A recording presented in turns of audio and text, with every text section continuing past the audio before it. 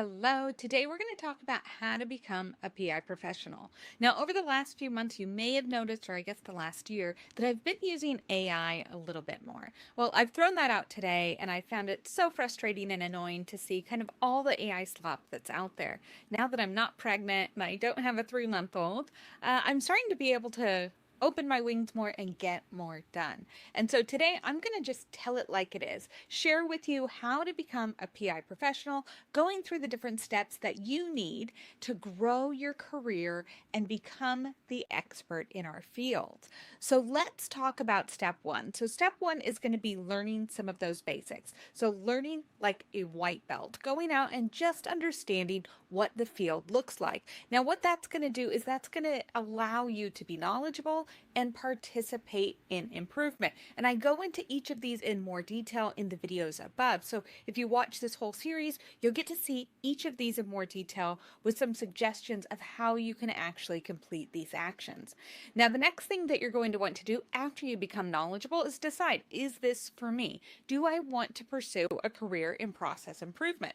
If you do want to pursue a career in process improvement, then you're going to start thinking about leading projects. That means you're probably going to want to get certified or go get some kind of external certification or thumbs up that says that you're knowledgeable in this area. That's going to allow you to lead projects. Once you complete that and you say, hey, I'm leading projects now, I enjoy this, I want to go further, I want to go deeper into my understanding of process improvement. That's where you're going to start searching for a community. This is where you're going to start building that network. And you're going to build that network because it's going to help you get support, oftentimes free, and it's going to help you stay in the know of what jobs are out there. So you want to start to build that network to create that community for yourself.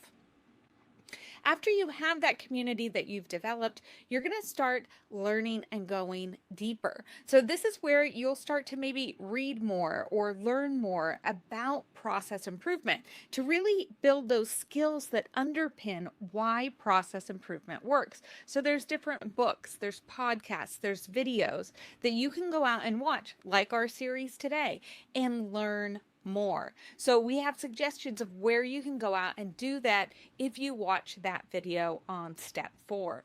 Step 5, we're going to talk about choosing a specialty. Once you have been working in process improvement for a while, you know kind of the ins and outs and the basics of what you do, you know what's out there. You can start thinking about what are you good at and what do you love to do.